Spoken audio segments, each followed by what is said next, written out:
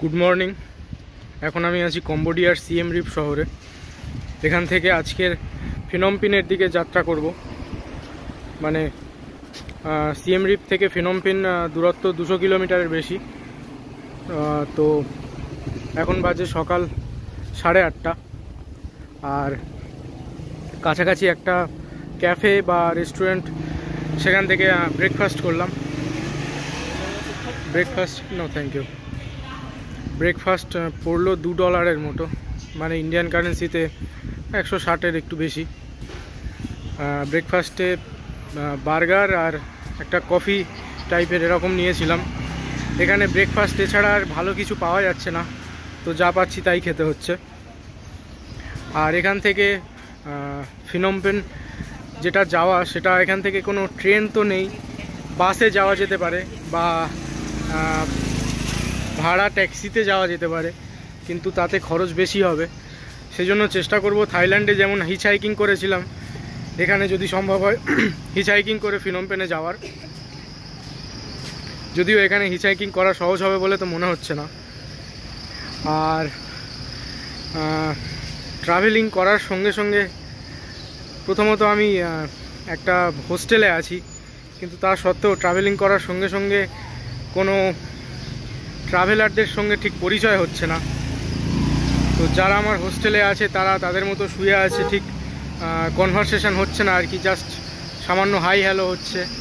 বা আমি আগে দেখেছিলাম অন্যান্য ইউটিউবাররা যে হোস্টেলে থাকে বা যেখানে ঘোরে বা কাউচ সার্ফিংয়ের মাধ্যমে বিভিন্ন অন্যান্য ট্রাভেলারদের সঙ্গে মিট করে একসঙ্গে ঘোরে বা হিচ হাইকিং করে, তাতে ট্রাভেল করা আরও সুবিধা হয়। কিন্তু তেমন কারোর সঙ্গে এখন আমার পরিচয় হচ্ছে না। ঠিক কেন হচ্ছে না সেটা জানি না, হয়তো ঠিকঠাক কনভারসেশন আমি স্টার্ট করতে পারছি না, বা যে কোনো কারণ হোক, বা কাউচ সার্ফিংও ঠিকঠাক রেসপন্স পাচ্ছি না আমি।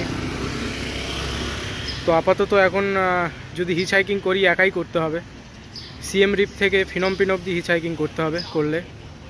আর এখন তো পুরো শহরের ভিতরে আছি, হিচ হাইকিং করার জন্য শহর থেকে একটু দূরের দিকে যেতে হয়, যেখানে গাড়ি ঘোড়া কম বা পাবলিক ট্রান্সপোর্টের সম্ভাবনা কম, সেই রকম জায়গায় যেতে হয়।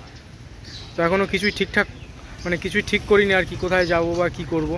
মানে এখান থেকে কাছাকাছি কোথায় যাব, পেট্রোল পাম্প থাকলে পেট্রোল পাম্পে চলে যাব, সেখান থেকেই হাইক করার চেষ্টা করব। তো এখন যাই হোস্টেলে গিয়ে। আর এই যে এইটা হোস্টেল আমার, এইটা ব্যাগগুলো নিই, ব্যাগ গুছিয়ে নিয়ে বেরোতে হবে এবারে। তো এই হোটেল থেকে চেক আউট করে দিয়েছি, এখন বাজে 10টা 7। তো আপাতত এখন একটা কাছাকাছি পেট্রোল স্টেশনে যাব, মানে পেট্রোল পাম্পে, গ্যাস স্টেশন বলে এখানে, অনেক জায়গাতেই বলে। তো এই পেট্রোল পাম্পে যাব এখন। আর থাইল্যান্ডের মতো এখানে একটা কার্ডবোর্ডের পেপারে লিখে দিয়েছি ওই যে ফিনম পেন, এটা এখানকার খেমের ভাষায় লিখে দিয়েছি। তো ওখান থেকে এবারে হিচ হাইকিংয়ের চেষ্টা করব। একান্ত না পেলে, শেষে কোনো অপশান না থাকলে, তখন এখান থেকে বাস বা ট্যাক্সি বুক করে যাওয়ার চেষ্টা করব। তো ওটার এক্সপেক্টেড প্রাইস ওই $8 থেকে $10 মতো লাগবে ফিনম পেন যেতে বাসে করে। তো আপাতত এখন হিচ হাইকিংয়ের চেষ্টা করব, যদি না পাই তাহলে ওটা শেষ অপশান। পেট্রোল পাম্পে এসে দাঁড়িয়েছি একটা, এইটা পেট্রোল পাম্প। আর এখানে দুটো স্কুটিতে এখন ভরা হচ্ছে তেল। কাছাকাছি কোনো বড় গাড়ি তো দেখতে পাচ্ছি না, বড় গাড়ি দেখতে পেলে ভালো হতো, তাহলে জিজ্ঞেস করতাম কোন দিকে যাবে বা ফিনম পেনে যাবে কি না। ডাইরেক্ট এখান থেকে ফিনম পেনের লিফট পাওয়া হয়তো মুশকিল হবে, কারণ ডিস্ট্যান্সটা অনেক বেশি, আর এটা শহরের একদম ভিতরে। এখান থেকে লোকজন হয়তো ডাইরেক্ট না যেতে পারে, কিন্তু কিছু কিছু করে দূরত্ব কভার করতে পারলে তাও অনেক ভালো। তবে আপাতত কোনো গাড়ি তো দেখতে পাচ্ছি না, বড় গাড়ি। এখানে স্কুটিতেই সবাই আসছে তেল ভরাতে, দেখা যাক কি হয়। This brother is going to my language is Bengali, Indian language.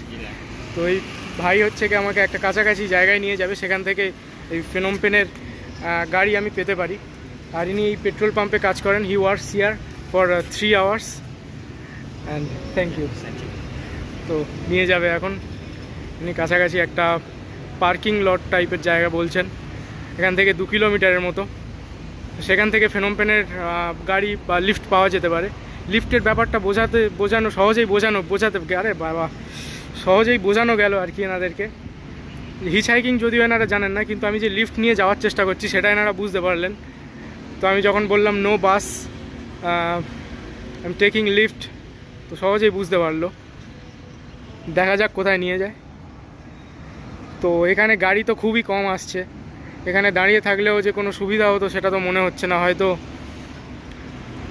এখান থেকে গাড়ি নাও পাওয়া যেতে পারে, খুব কম গাড়ি এখানে আসছে তেল নিতে। তো এখন ব্যাগটা নিয়েছি, তো ওই ভাইয়ের স্কুটিতে করে যাব কোথায় নিয়ে যায়। এখন প্রথমে আমি বুঝতে পারিনি, ভাই যেখানে নামিয়ে দিয়ে গেল এখানে ট্যাক্সি পাওয়া যায়, ভাড়া ট্যাক্সি অ্যাকচুয়ালি। তো একটু তো মুশকিল হয়ে গেল। আমি যে প্রথমে ভাবলাম লিফট নেওয়ার ব্যাপারটা বুঝতে পেরেছে, কিন্তু এখন দেখছি ভাড়া ট্যাক্সির কাছে পৌঁছে দিয়েছে। লোকজন ডাকাডাকি করছে ফেনম পেনে যাওয়ার জন্য। দেখা যাক, যেটা ভেবেছিলাম সেটাই, এখানে ভাড়া ট্যাক্সি। তো ফেনম পেনে এরা যাবে বলছে, কিন্তু $15 মানে অনেক টাকা। তো আমি যে প্রথম যে বর্ডার থেকে এই সিএম রিপ অব্দি এসেছিলাম সেটা নিয়েছিল $10, মানে 800-850 টাকার, মানে 800 টাকার কাছাকাছি। আর এখান থেকে কোথায় ওটা যেখানে যাবো বলছি $15 চাইছে, অনেক বেশি। করতে চাইছিলাম হিচ হাইকিং, আর চলে এসেছি ভাড়া ট্যাক্সির কাছে। তো ভাবছি আবার কোনো পেট্রোল পাম্পে চলে যাই কি আর করা যাবে। তবে আমি যদি নেগেটিভ দিকটা না দেখে পজিটিভভাবে ভাবি, তাহলে এই যে 2 কিলোমিটার এগিয়ে এলাম, এটাও একটা অ্যাচিভমেন্ট বলতে হবে। খুবই সামান্য, 200 কিলোমিটারের মধ্যে 2 কিলোমিটার এগিয়ে এসেছি, তো সামান্য ছোটোখাটো একটা অ্যাচিভমেন্ট। আপাতত এটাতেই খুশি থাকি, তারপরে দেখি আর বড় কোনো লিফট পাওয়া যায় কি না। তো এখানে যা কিছুই পাচ্ছি এইটা ফেনম পেনে যা যেত আর কি। পেট্রোল পাম্পে এসে এইটা দেখা পেলাম, এটা কাকুকে জিজ্ঞেস করতে এটা ফেনম পেনে যাবে বললো, কিন্তু এখানেও সেই দাম $15। তো এখান থেকে মনে হয় ট্রাই করলে এই ভাড়া ট্যাক্সিগুলোই পাবো।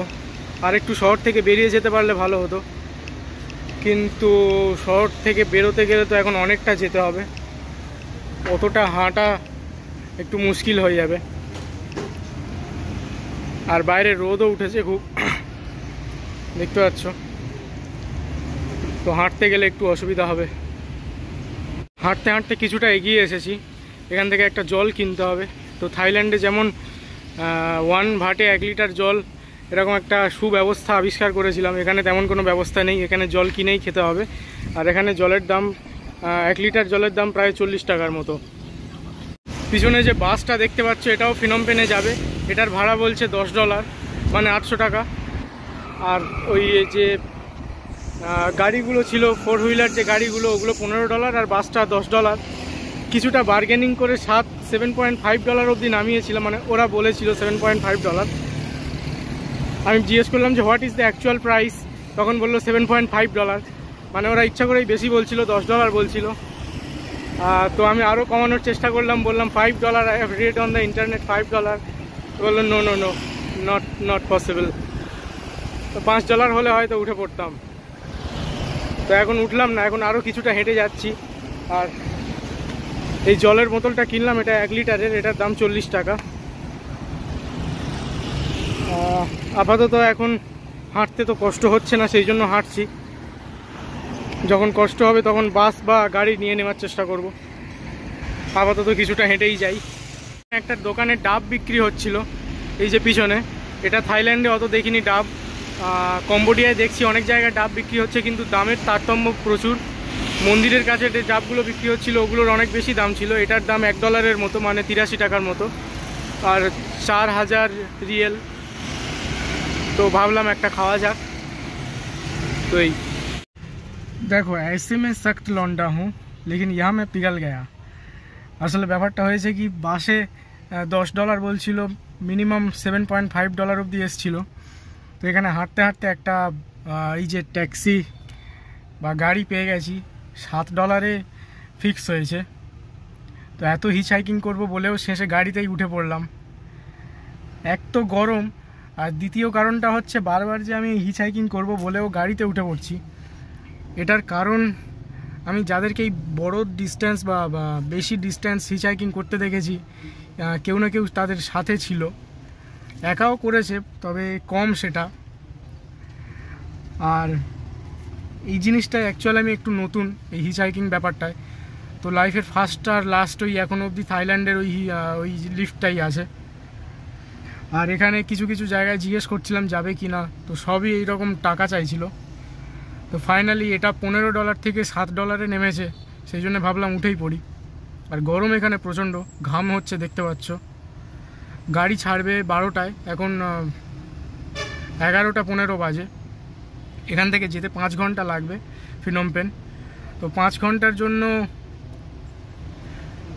550-600 টাকার মতো, বেশি পুরোপুরি ঠিক বলবো না, কিন্তু কিছু করার নেই, যেতেই হবে।